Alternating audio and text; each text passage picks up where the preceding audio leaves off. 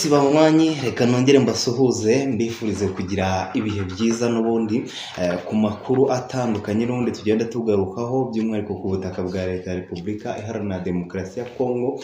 Ni byinshi bikomeje kugenda bivugwa by'umwihariko ku butaka bw'iki gihugu cya leta ya Repubulika ya Demokarasi ya Kongo. Tugiye kugaruka muri update zikomeye zigaruka mu burasirazuba bwa Kongo. Ni operation bazaniye, operation zikomeye kandi zigaragaza uburyo intambara kwitwara mu burasirazuba bwa leta ya Repubulika Iharanira Demokarasi ya Kongo.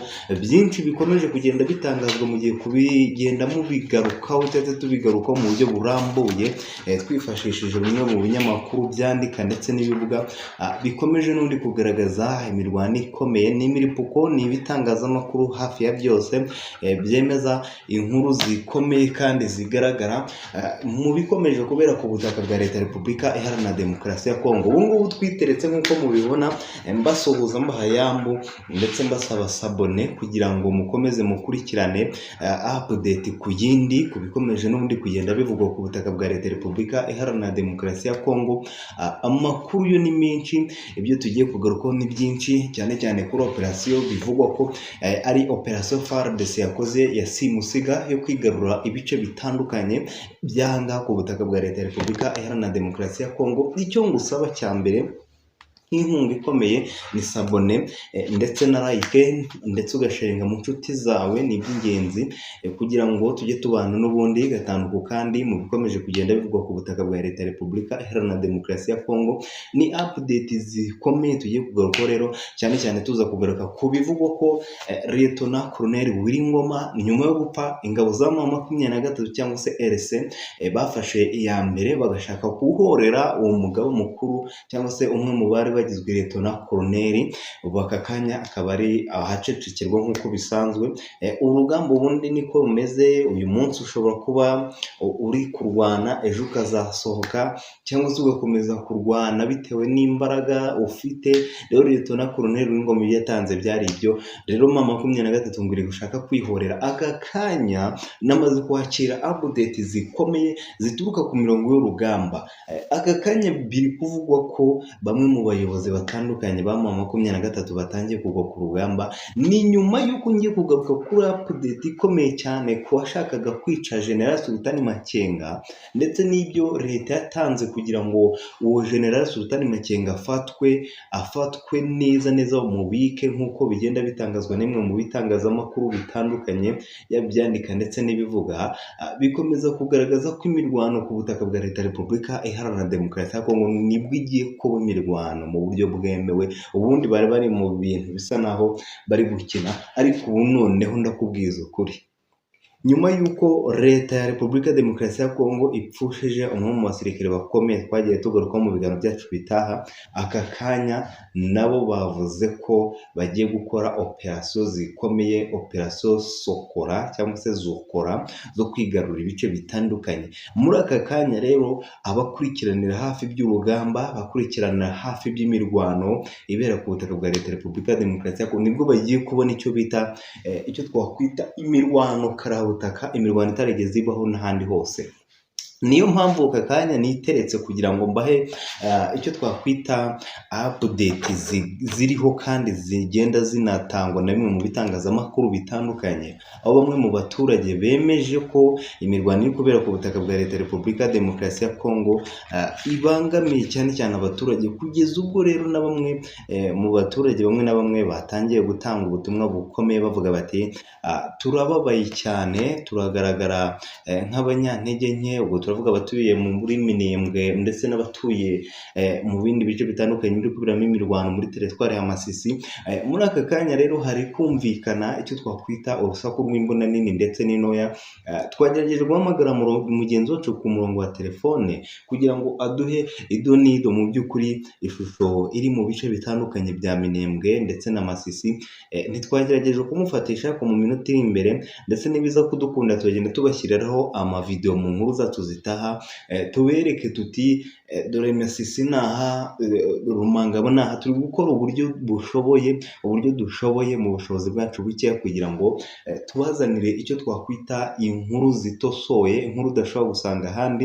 Niyo mpamvu nkubwira ati niba utarakanze sabone waracikamwe mu buryo bukomeye, kuko ubu ngubu twaje twambariye urugamba, twaje tuje guhatana, twaje tuje kwerekana itandukaniro. Muri aka kanya rero munyemerere duhere muri teritwari ya Masisi, hongeye kumvikana ibitero bikomeye, ariko by'umwihariko munyemerere tugaruke muri operasiyo ikomeye, operasiyo idasanzwe, operasiyo ya kasamutwe, operasiyo bivugwa ko ngo ingabo za leta zafashe operasiyo ziyishyira mu biganza by'abasirikare bakomeye ariko ku ruhande rwa leta ya Repubulika Demokarasi ya Kongo, ndetse Patrick Muyaya, uyu muvugizi wa guverinoma ya Repubulika Demokarasi ya Kongo, abiha umugisha. Muri aka kanya ngiye kugutotorera akantu ku kandi, tugendane gatanu ku kandi. Icyo ngusaba no kuntiza amatwi ugakanda like kugira tubone ko turi kumwe, ndetse biduhe motivation yo gukomeza gukora no kubaha ibyiza mutazajya mwumva ahandi, muzajya mubyumva aha. Aka kanya hari amakuru twamaze kwakira avuga ku bikomeje n'ubundi kugenda bibera ku butaka bwa leta ya Repubulika Demokarasi ya Kongo, uburyo ubuzima bw'abanyekongo babayeho. Ariko aka kanya hari operasiyo yabaye yo guhica General Sultan Makenga mutigeze mumenya, mugiye kwimenyera hano mumenye muti ese General Sultan Makenga twumvishe inshuro nyinshi ko yaba yaramaze guhitanwa, byo byifashe bite? Ese koko urupfu rwa General Sultan Makenga rwaba rwaragezweho? Ese M23 yabigiye kurimbuka? Biravugwa ko M23 aka kanya yongeye kugabwaho ibitero ndetse bya rutura rurangiza, aho batezwe gakoco ikomeye yasize bamwe mu basirikare babo aka kanya, bamwe ari ba casualty, abandi bacitse amaguru, bituma M23 Colonel Nanga usanzwe nawe uvugira itsinda rya FC M23 nyine umva barihuje Alliance Forever du Congo. Iri ni itsinda rikomeye ryihuje na M23. Rero Alliance Forever du Congo ya Colonel Nanga yatangaje amagambo akomeye ati u Rwanda rusa naho rwadutereranye, ariyo mpamvu turi gutsinda ubutitsa. Ibyo nabyo byatumye abantu benshi babyibazaho cyane, bashyiramo akantu k'ubwenge bavuga ati se ibyo turi kumva koko nibyo cyangwa ni ukubeshya? Ibyo rero ndagira ngo byose tubigarukeho muri comment. Mu by'ukuri cyane n'ubundi mu bikomeje kugenda bivugwa cyane ku butaka bwa leta ya Repubulika Demokarasi ya Kongo, abaturage bakomeje guhurura, ndetse benshi baravuga ati muhurure muze mwumve ibyo amatwi yanyu atigeze yumva. Abenshi bati M23 noneho akayo kashobotse, irarangiye mu buryo bugaragara. Ndagira mwandike muri comment mu by'ukuri mumbwire muti ese koko turi kumwe cyane turi kumwe? Aka kanya ronje kuri operasiyo Karabutaka. Ni operasiyo ivuga ngo ingabo za leta baricaye basasa inzobe, bicara ku meza basasa inzobe, baravuga bati ubu ngubu ikigiye gukurikiraho ni ugukora operasiyo yo kwica nyuma y'uko Liyetona Colonel W'Ingoma avuyeho. Niyo muntu wari ukaze, nubwo bavuga General Sultan Makenga, ariko umuntu wari ukaze muri social media n'ahandi hose, warapfuye abantu bakababara mu buryo budasanzwe, ni Liyetona Colonel W'Ingoma. Nyuma y'uko avuye mu nzira rero, aka kanya hari operasiyo zikomeye zigaragaza ko agahinda kikubye kuri M23, ndetse ngo bari kurwana bihorera. Nyamara kurwana bihorera niko kwiyahura, noneho bari kugwa mu mitego karabutaka y'ingabo za leta. Bashibutse imitego yagiye bashibukana, ubuzima bwabo buri kujya mu kaga. Mu by'ukuri aka kanya ingabo za FARDC abenshi bati ntacyo tubashinja, mukomeje gukora ibidasanzwe. Ndetse ingabo z'u Burundi aho muri hose mbasuhuza mbahaye yambu, ndetse na Kinshasa muri rusange bakomeje kubyina intsinzi kubera ibintu bamaze gukora. Muri aka kanya rero operasiyo yabaye bishobora gusiga Colonel Nanga na Liyetona General, cyangwa se General Kanere gushyira Liyetona General Sultan Makenga. Aba bantu uko ari babiri biravugwa ko bakubiswe umushibuka, kandi uwo mushibuka kuwurenga mw'abantu mwe, ni ibintu bikomeye aribyo ngiye kugaruka mu buryo burambuye. Batangiye bagira bati, ubwo ndahera ku kinyamakuru mpuzamahanga RFI. Ikinyamakuru mpuzamahanga RFI cyatanze ubutumwa bukomeye kigira kiti ese mu by'ukuri turebye ku biri kubera ku rugamba, turabona ko ubuzima bw'abanyekongo buri kuhagendera mu by'ukuri ntabwo ari ibintu byo gushyigikira, ntabwo ari ibintu byo gufata ngo uterere aho intambara ikomeje kubera ku butaka bwa Kongo, ntabwo ari ikintu buri umwe wese yajya hano ngo ashime ngo ni igikorwa buri muntu wese yashima, ahubwo icyo abantu bose bashaka ni inzira nziza yatuma amahoro n'umutekano bigaruka ku butaka bwa leta ya Repubulika ya Demokarasi ya Kongo. Niyo mpamvu muri aka kanya nicara kugira ngo mbahe akantu ku kandi mbatotorere icyo mutigeze mwumva mu cyumve hano. Aka kanya biravugwa ko bamwe mu bayobozi batandukanye ba M23 barangiye burundu. M23 isa naho yaririmbutse. Amakuru aravuga ko witwa Colonel Nangana Jeunesse Utari Makenga uru rupfu rwabatezwe nibarurokoka ikintu bazahita bakora ni uguhunga nta kindi. Amakuru aka kanya aravuga ati ibinyamakuru n'abasesenguzi bakomeye batanze ubutumwa bugira buti ingabo za leta zaricaye zifatanyije na bamwe mu basirikare b'u Burundi, Wazalendo, ingabo za Tanzania, ingabo za Afurika y'Epfo, baricara basasa inzobe baravuga bati noneho ikigiye gukurikiraho ni ugufatanya mu buryo bwo kwikiza bamwe mu bayobozi bakomeye. Nizo operasiyo ziri gukorwa ubu ngubu na leta. Bafashe icyemezo rero baravuga bati ubu ngubu ikigiye gukorwa ni ukwikiza bamwe mu bantu bakomeye ku ruhande rw'umutwe wa M23 ndetse no ku ruhande rwa Twirwaneho. Bamwe mu bayobozi bakomeye nibo leta ishaka gukura mu nzira. Wumve ukuntu ibintu bikomeye urugamba aribwo rugiye guhindura isura. Nizere ko turi kumwe gatanu ku kandi. Muri aka kanya rero ntabatindiye ntatinze mu magambo, aka kanya leta izo ngabo z'u Burundi, ingabo za Tanzania, ingabo za Afurika y'Epfo, abacanco b'abanyarumaniya, abacanco baturuka muri leta zunze ubumwe za Amerika, yewe n'abandi batandukanye harimo na FDLR n'ingabo z'u Burundi. Mu by'ukuri niba nazivuze nazo zirimo, ngo bakoze operasiyo yo gufata icyo noneho bazanye icyo twakwita icyogajuru cy'ibinyoni. Ubu ngubu ni ibinyoni bisigaye bikora. Niyo mpamvu Liyetona Koloneli w'ingoma yarashwe. Hari abantu benshi batabizi, nibo bwa mbere ibi bintu mbibagejejeho mu by'ukuri. Ndagira ngo uri ku buhanga bw'ibyuma andebere ko kamera icyaka neza kugira ngo mbabwire neza iyi operasiyo nta kantu na kamwe kacitse cyangwa se wenda kagaragaye nkaho nta kintu na kimwe cyabaye. Muri aka kanya operasiyo ikomeye ngiye kubagezaho iragaragaza ibintu bikomeye kandi by'ingenzi. Muri aka kanya leta, ingabo z'u Burundi, Tanzania, FDNB, ubwo ni ingabo z'u Burundi, Wazalendo bakomeje gukora operasiyo karabutaka cyangwa se operasiyo simusiga. ngo uwitwa Liyetona Koloneli w'ingoma kugira ngo araswe, hari abantu benshi bataramenya ukuri, ndetse no kugira ngo uyu Jeunesse Utari Makenga na Nanga bivugwa ko nabo bashobora kugwa mu mutego ukomeye wo kuraswa. Kugira ngo ibi bintu bigerweho niyo operasiyo yakozwe. Operasiyo nyine isa naho yabahanganishije bombi bigatuma bagwa mu mutego ukomeye. Leta yazanye icyo twakwita icyogajuru abantu benshi bataramenya, aribwo bwa mbere mugiye kukimenya hano. Ni operasiyo isa n'iyatitije abantu cyane cyane ku mbuga nkoranyambaga. Ni operasiyo yakanze abantu. Ni amakuru ava muri Kinshasa twahawe n'imboni yacu. Murabizi amakuru yose tubagezaho tuba dufite umuntu ku murongo w'urugamba, ibikomeje kugenda biba, ndetse natwe twigera kuri tele. Nimutwereka urukundo, mukatwereka like nyinshi, mukatwereka sabone, mukatwereka komenti, ni by'ingenzi kandi natwe turahari kugira ngo tubane. Sabone urayikanda ariko ukibuka n'akazogera kamwe. Muri aka kanya rero ntabatindiye tudatinze mu magambo kujya tujye no mu bindi bice biri kuberamo imiripuko ikomeye, imiripuko karabutaka. Aka kanya FARDC yamaze kwifatira ibindi bice bitandukanye. Ni amakuru angezeho kano kanya muri Vizi ndetse na teritwari ya Masisi, nabyo ndaje mbigaruka mu buryo burambuye. Ariko ikinzanya cyambere ni ukubabwira uburyo leta yazanye ibyogajuru, noneho ngo isigaye ifite drone z'ibisiga. Ntabwo ari drone zino tubona zisanzwe, drone z'ibisiga ishobora guca hejuru y'umutwe w'umuntu ukavuga ati kiriya gisiga ndi kureba hariya ni icyahe, ukumva mu by'ukuri ni igisiga.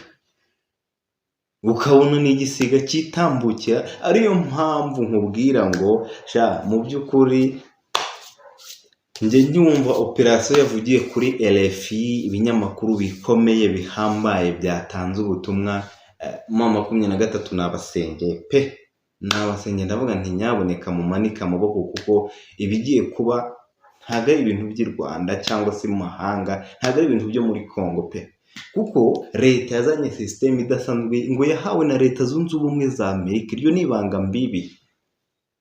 Leta Zunze Ubumwe za Amerika bazanye ikintu gisa no kujijisha M23, bakoresha sisiteme zidasanzwe, mu gihe M23 yo kirwanisha za drone zisanzwe ziri aho ngaho zidafashije cyane. Ariko ubu ngubu noneho igikurikiyeho, ingabo za leta zakoze operasiyo idasanzwe yo gufata drone, bagafata drone bakambika ibintu bimeze nk'igisiga, ku buryo iguruka ikaza mu kirere ukagira ngo ni igisiga, ndetse bamwe na bamwe baranavuga ati ibyo mu byihorere ni ibisiga bana, ibyo ni ibisiga biri kwitambukira, ujya kurasa igisiga ukirasa kandi ni drone. Niho rero ibyo bisiga bya drone byabinjiranye bigakubita Liyetona Koloneli Uwiringoma isasu ry'umutima akasiga ubuzima. Nubwo mwabonye General Sultan Makenga muri Rumangabo, amashusho yagiye hanze aranagaragara rwose General Sultan Makenga muri Rumangabo, ariko icyari kimujyanye cyaramenyekanye, ari uguha ingabo zirenga 1500 ikaze muri M23, ariko nanone anabayibutsa ko bagomba kujya ku rugamba guhorera bagenzi babo.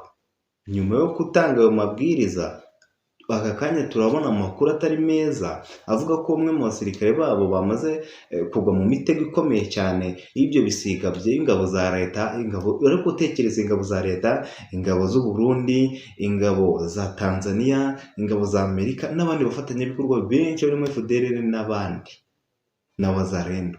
Utekereza abo bantu baguhuriyeho uri umutwe umwe wipapa ukimama, nubwo hajya havugwa amakuru ngo u Rwanda rubizamo, ariko u Rwanda rwo niba wabizamo ni gake pe. Noneho rero ugatekereza ati abo bantu bose baguhuriyeho wahumeka.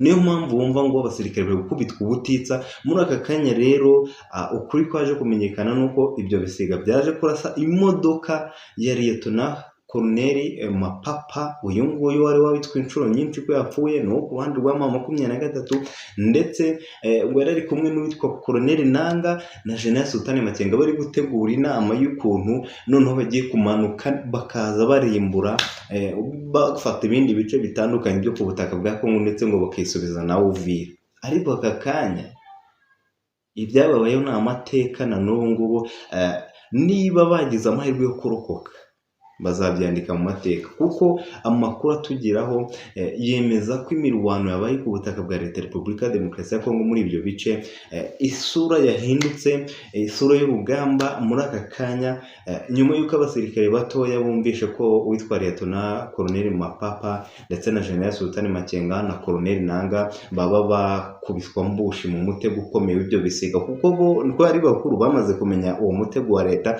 ariko nanone kumenya kugira ngo uwo mutego wa leta bazawurenge cyangwa se ntuzabashibuke biragoye, kuko leta ikoresha sisiteme zitandukanye zo gushaka gukomeza kubakina ku buryo leta igomba kwisubiza ibice byose. Nk'uko Gisekedi yabivuze, ibice byose byo ku butaka bwa Kongo bigomba kwigarurirwa n'ingabo zikomeye kandi ingabo zihambaye z'umutwe udasanzwe Special Forces, ingabo za leta FARDC zifatanyije n'ingabo z'u Burundi, ingabo za Tanzania ko nabivuze. Rero bari muri operasiyo ikomeye cyane yo kwikiza abayobozi bakomeye. Ni operasiyo ya mbere yuko bafata indi myanzuro yo gufata ibindi bice, bagomba kumanza kwikiza abo ngabo. Ariyo mpamvu muri aka kanya M23 yagize icya imanika amaboko ku mugaragaro, izuba riva.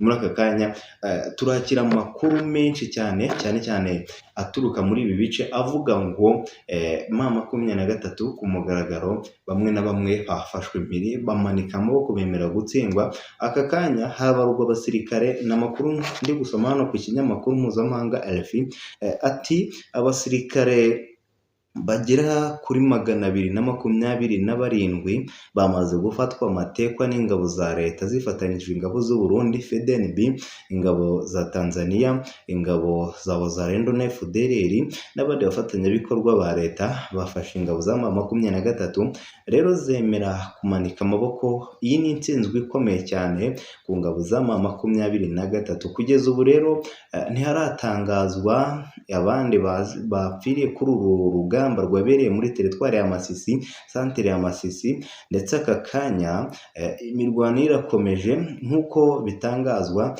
Turi ku itariki ya gatanu, amakuru aturuka rero mu bice bitandukanye ni uko imirwano ikomeje kugenda iha isomo rikomeye umutwe wa M23 kugeza ubwo rero ufashe icyemezo cyo guhunga uru rugamba ndetse no kumanika amaboko ku mugaragaro. Bwa mbere rero ingabo za leta zemeje ko ari abasirikare zafashe kandi zitegura no gufata abandi ndetse no kwigarura ibice bitandukanye, nyuma y'uko 1/2 cyahangaha muri teritwari ya Masisi gifitwe n'ingabo za leta, nyuma y'uko cyari gifitwe n'ingabo z'umutwe wa M23 ndetse na twirwaneho. Ariko aka kanya ndababwiza ukuri imirwano yongeye gufata indi ntera. Gusa ntatinze mu magambo, reka wenda mpindira aha kugira ngo tuze kongera kugaruka mu zindi update nyinshi zigaruka n'ubundi ku bikomeje kugenda bibera ku butaka bwa Leta ya Repubulika ya Demokarasi ya Kongo, tugaruka ku biri kuvuga urupfu ruri guhiga witwa Liyetona General Mapapa ndetse na General Sultani Makenga na Colonel Nanga.